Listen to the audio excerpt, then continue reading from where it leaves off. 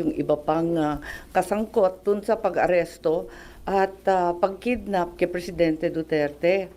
Ngayon, nais ko munang klaruhin na malapit sa aking pamilya at pinapahalagahan ko ang aming pagkakaisa ng pamilyang Remulla. Kaya lang, hindi totoo na wala na siyang kaso at may clearance na siya para sa pagiging ombudsman.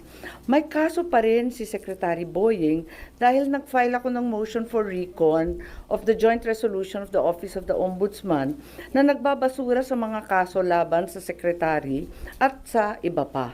7 sila. Ayon sa rules ng mismong ombudsman, maaring magsampa ng motion para sa rekonsiderasyon sa loob ng 5 araw. Mula nang matanggap ang abiso ng desisyon, klaro naman at ipapakita ko sa inyo na walang 5 araw na binigay sa akin. Inihain ko ang aking motion sa mismong araw na inilabas ang desisyon, umaga, hapon. Malinaw na naisampa ko sa tamang oras. Sa makatwid, may nakabinbin pa rin kaso si Secretary Boying sa ombudsman. Anumang ombudsman clearance na nagsasabing kabaligtaran nito ay malinaw na hindi totoo at ang sino man maglalabas ng ganoong clearance ay kasabwat sa pandiling lang ng tao.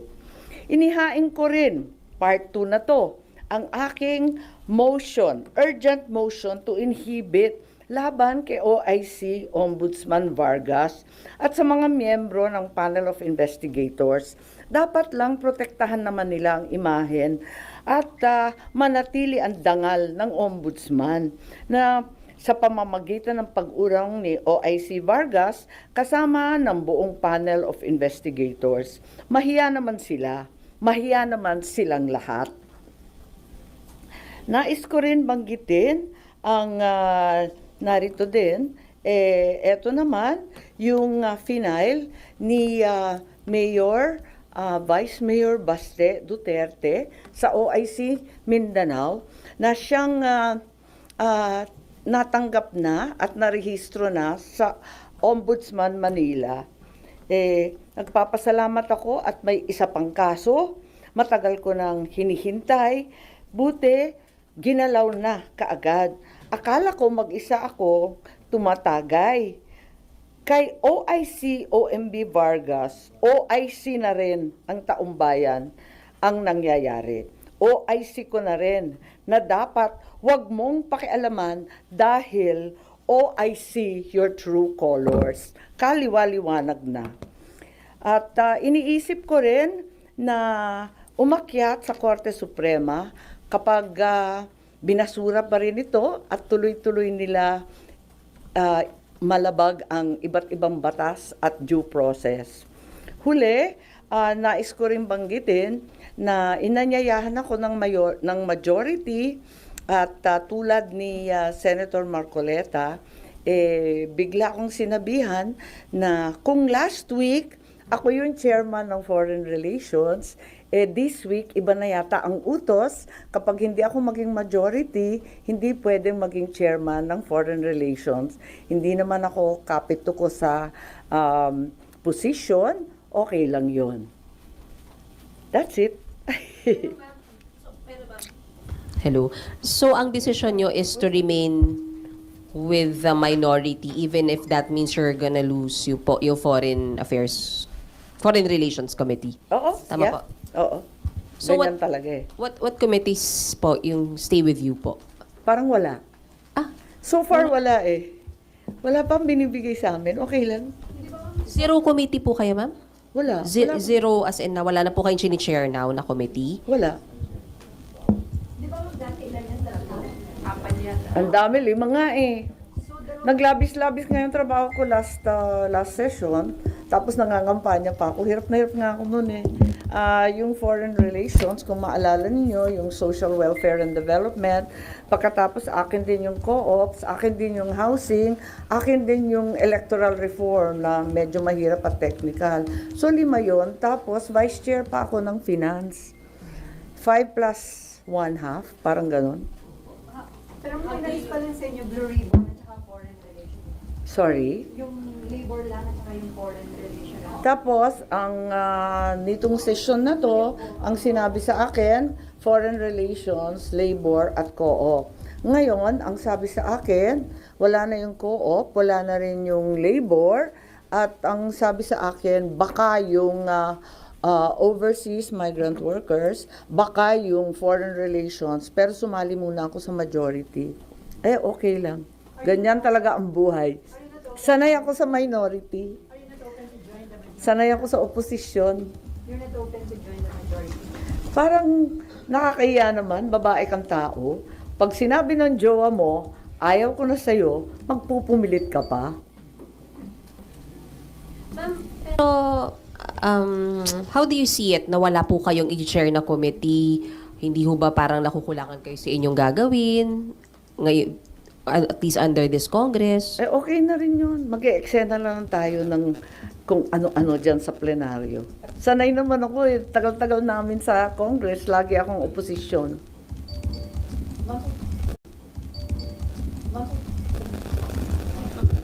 So anyway, sana mabigyan din ng konti itong issue sa ombudsman.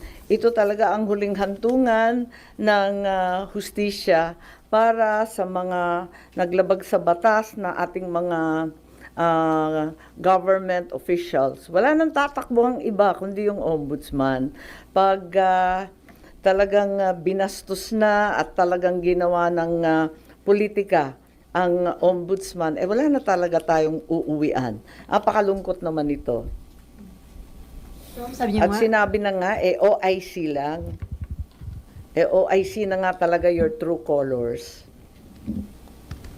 so ma'am, sabi niyo nga, parang hindi niyo tatantanan, mag-aasaran kayo hanggang katapusan. So sabi niyo, aakit kayo hanggang Korte Suprema just in case? Malamang. Kasi wala na akong tatakbuhan dahil kung yung ombudsman, talagang na-corrupt na rin, na flood control na rin, ay wala tayong pupuntahan kundi yung Supreme Court.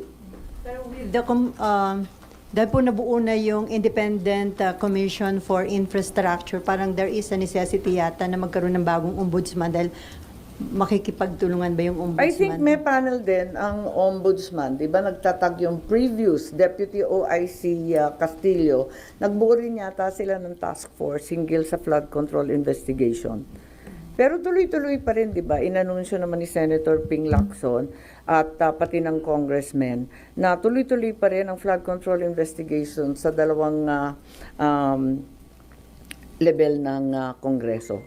So walang necessity na may ma-appoint na agad na ombudsman na? Well, parating maganda kung walang puwang. Pero kung pipilitin naman at pipilitin, sa totoo lang meron naman kasi may regular rules. Pero ang balita, yung Deputy OIC na babae, yung si Castillo, hindi daw cooperative. Kaya biglang nailagay itong OIC Vargas. Nalulungkot ako kasi talagang umaasa tayo sa ombudsman. Lalong-lalo na sa mga panahong ito na umiira lahat ng report tungkol sa corruption. Do you think good choice yung i-appoint ni Presidente na chairman ng ICI, si dating Justice Reyes? Siyempre, umaasa tayo ng todo na kahit papano may lalabas. Naniniwala ka ba? Ang lapsa ng sagot ko, no? Sorry. Walang kabuhay-buhay. Ma'am, the President said that the Speaker will not be spared from the investigation of the ICI. Naniniwala ka ba dyan? Kahit pinsan ko, kahit kapatid ko, abangan na lang natin, hindi ko sure.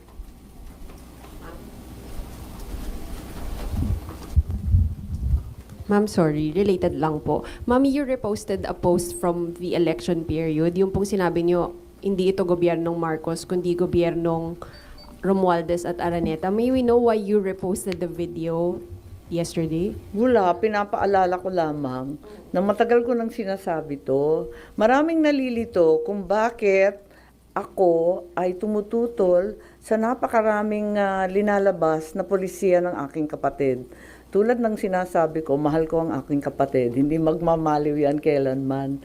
Kaya lang, hindi ito ang turo ng aking ama.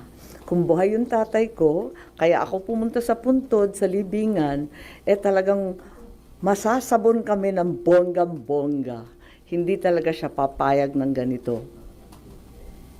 Last na lang po. Ma'am, nakausap niyo na po ba yung kapatid niyo ever since nagsimula to yung mga flood control? Wala. Hindi na kami nagkikita. Hindi ako kumbidado sa Ilocos.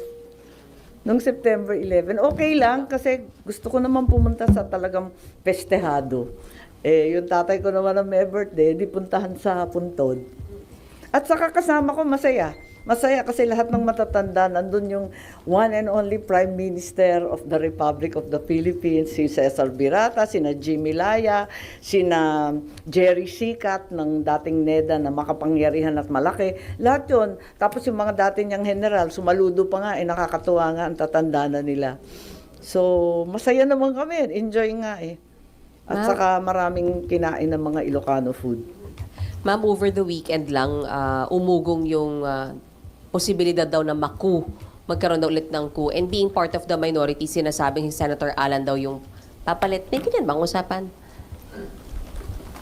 Ang narinig ko yung interview, di ba interview ni na Senator Soto yun at saka si Senator Ping, di naman ang galing sa amin Di ba? What about, ma'am? Hindi yung sinasabing fake news. What are you asking? Di ba yung sinasabi mong fake news na magkakaroon ng kudeta ng kudeta? Parang ganun. Pero nagkaroon po ba ng pag-uusap sa minorya na magpapalit po muli ng liderato? Hindi, wala. Walang pinag-uusapan na ganun. Ang pinag-uusapan lang namin is staying alive. Ayan, yung mga reference po namin, puro dekada 1990, ano ba yun? Kay Billy Ray Cyrus, Achy Breaky. Di ba Miley na ngayon? Sorry Nag-react lang sila Senator King, ma'am, doon sa lumabas sa isang Davao-based, ano ba yan? Ano? Oo, parang may isang TV, ano ba yun? Sino daw nagsabi? Hindi ko alam Lumabas, ma'am, doon sa isang naka-base sa Davao na Ano raw sinabi? Digital News Network. Ano na daw? sinabing, yun nga, magkakaroon ng another changes sa Senate leadership. Counter-coup daw po. Yung counter-coup. Nakakuha na daw na number. Kung merong ganon, yung unang coup na naging minority na nga kami, hindi ko alam. Ito, kung magkukuna ulit, hindi ko na naman alam. Ang babaeng clueless, ang title ko. Ang title ko. Po.